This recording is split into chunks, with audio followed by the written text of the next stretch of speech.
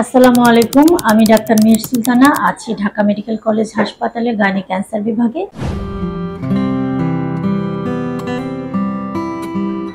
আজকে আপনাদের সাথে কথা বলবো খুবই সাধারণ এবং স্বাভাবিক একটা বিষয়, খুব কমন একটা বিষয়, সেটা হচ্ছে মেয়েদের সাদাস্রাব বা লিউকোরিয়ার সমস্যা। আমরা চেম্বারে আসলে হরহামেশাই এই সমস্যাটা নিয়ে কিশোরী থেকে শুরু করে বয়স্ক পর্যন্ত সব ধরনের মহিলাদেরকে আসতে দেখি। কখনো এটা স্বাভাবিক বা ফিজিওলজিক্যাল, কখনো এটা অস্বাভাবিক বা রোগের পর্যায়ে পড়ে। আজকে আমি আলোচনা করব কখন এটা স্বাভাবিক, কখন এটা অস্বাভাবিক। প্রথমে আমি স্বাভাবিক কিছু কারণ বলি।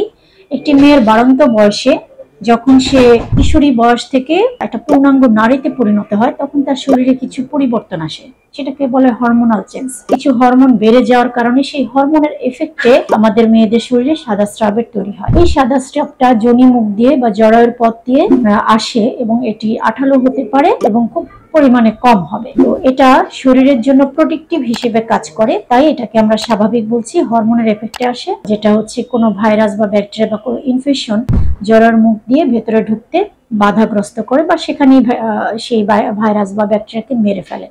এই জন্য এই সাদা স্রাবটা খুবই স্বাভাবিক।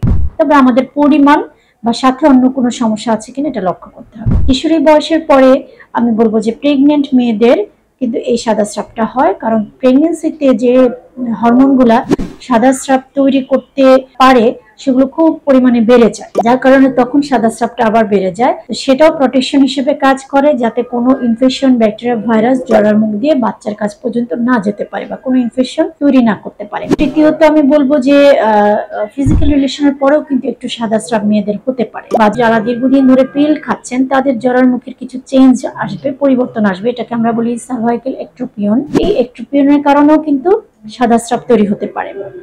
এখন আমি বলবো যে এর বাইরে কি কি কারণে এবং এই সাদা স্রাবের সাথে আর কি কি থাকলে সেটাকে আমরা অস্বাভাবিক বলবো। সাদা স্রাবের সাথে যদি চুলকানি থাকে, ইচিং, চুলকানি বা ইচিং থাকে, অথবা এর সাথে তলপেটে ব্যথা বা মাজা ব্যথা বা আর কোনো ইনফেকশনের লক্ষণ বা জ্বর এগুলো তৈরি হয়, অবশ্যই সেটা অস্বাভাবিক। কি কি কারণে এই অস্বাভাবিক সাদা স্রাব বা লিউকোরিয়া তৈরি হতে পারে? অবশ্যই ইনফেকশন জনিত কারণে।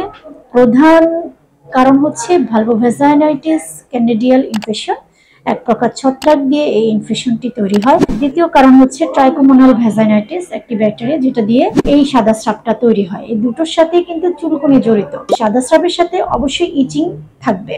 এরপরে এই দুটা ছাড়াও আরো কিছু ইনফেকশন দিয়ে কিন্তু সাদা স্রাব হচ্ছে, যেমন গনোকক্কাল ইনফেকশন, পিআইডি, জরায়ুর মুখের নিচের ইনফেকশন যেমন ক্রনিক সার্ভিসাইটিস। প্রত্যেকটি ইনফেকশনেরই কিন্তু সুষ্ঠু চিকিৎসা আছে এবং চিকিৎসা না করলে এটা হয়তো আরো বেড়ে যাবে, অন্য ভয়ঙ্কর কোনো ইনফেকশনের দিকে চলে যাবে। এবং সেই জন্য আমাদের মেয়েদের এবং মায়েদের লক্ষ্য করতে হবে যে সাদা স্রাবটার পরিমাণ কেমন, রং কেমন, সাথে আর কোনো সমস্যা আছে কিনা, যেমন চুলকানি আছে কিনা বা তলপেটে ব্যথা আছে কিনা।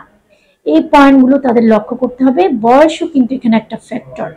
সবশেষে আমি বলবো যে সাদা স্রাবের দিন ধরে কিছু মায়েদের বা মেয়েদের, ত্রিশুদ্ধ মহিলাদেরও থাকে যে সাদা স্রাব দীর্ঘদিন ধরে আছে।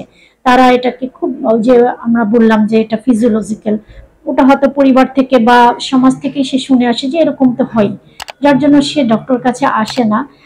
হোমিওপ্যাথি বা অন্য কোনো চিকিৎসা দিয়ে সে কিছুদিন পর পর চিকিৎসা করতে থাকে এবং অবশেষে দেখা যায় যে গত 8-10 বছর ধরে তার এই সাদা স্রাব চলছে। সে বারবার চিকিৎসা করছে এবং একটু ভালো হচ্ছে, আবার দেখা দিচ্ছে।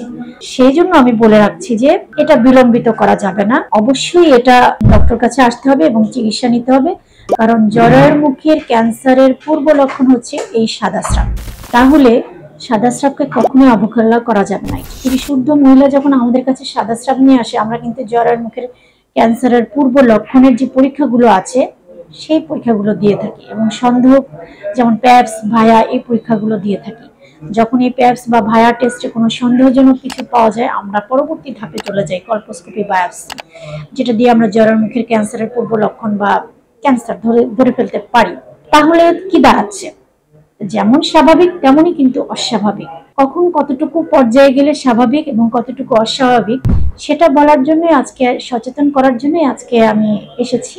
আপনারা সবাই সাবধান থাকবেন এবং ডক্টরের কাছে আসবেন এবং নিজেদের পার্সোনাল হাইজিন এটা প্রিভেনশনের অন্যতম প্রধান ব্যাপার হচ্ছে আপনাকে পরিষ্কার পরিচ্ছন্ন থাকতে হবে, পার্সোনাল হাইজিন মেনটেন করতে হবে।